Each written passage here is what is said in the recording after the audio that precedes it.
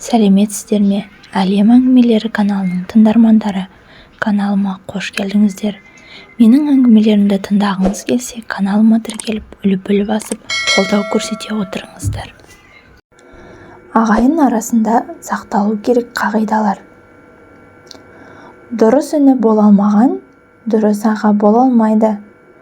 Ағайын арасында бір жас үлкен, не кіші болса да, оған ағалық не інілік құрмет көрсету керек. Біреуі бай, біреуі кедей болса да, екеуін алаламай, бірдей сыйлау шарт. Ағайын ағаңмен сырлас, әңгіме айт.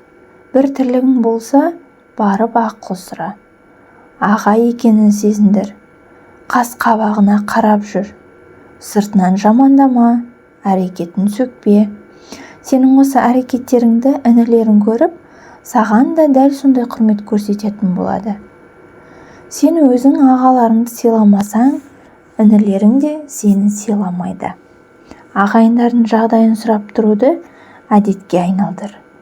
Мүмкін бірі аш шығар, бірінің киімі жоқ шығар. Мүмкін бір бауырын қарызын төлей алмай жатқан шығар. Осының бәрін ойлап жүру ағайынның міндеті. Я, саған ашпыз, қиналып жүрміз деп айтпауы мүмкін. Сен үйіне бар, шәй іш, әңгімеге тарт, бұл сенің міндетің. Ағайынды қандай жағдайда да сөгуге хақың жоқ. Оған тығырықтан шығуға көмектесу бұл сенің парызың. Қолыңнан келіп тұрса, жағдайың болып тұрса, мейіріміңе бөле. Ағайынгершілік деген осы. Жаман қылығы мен жамандығы үшін ағайынмен араласпау, оны бөлектеу, жиын тойға шақырмау ағайынгершілік емес. Мықты болсаң, ақылды болсаң, көпті көрген болсаң, жаман ағайыныңды түзетуге әрекет жаса. Тіпті түзелмесе де араласпай кетуге хақың жоқ. Ол сенің бір туғаның, сенің қаның, сенің балаларының қамқоры. Күн өз жылуын жаманға да, жақсыға да бірдей төгетін сияқты, сен де өз жылуыңды бәріне бірдей көрсет. Ешқашан ағайынның сыртынан жаман сөз айтпа. Достарыңның, өзге жұрттың арасында ағайындарыңды кемсітпе. Жақсылығын асырып, жамандығын жасырып, мәртебесін көтеріп жүр. Ағайының ең жақының екенін ұмытпа. Басқаға көрсеткен көмегіңді ағайыныңа да көрсет.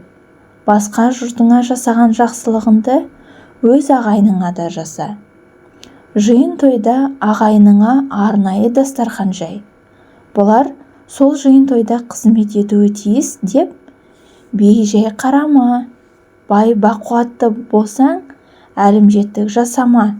Сенің ағайының болғандықтан, олар саған қызмет жасайды. Сол үшін де оларды құрметте. Қалған жұртың қонақты құрметтеу міндет. Бірақ ағайынды құрметтеу одан да маңызды. Қазанның басында шәй беріп, сол жерден шығарып салма, ят болады. Олар сенің құрметтеп жатқаныңды сезінсін. Қонаққа жайылған дастарханда ағайынның да ақысы барын ұмытпа. Ешқашан ағайынды екінші орынға қойма. Кез келген жағдайларда олар бірінші орында болуы тиіс. Ағайынның арасындағы осы қағидаларды есіңе сақтап жүр.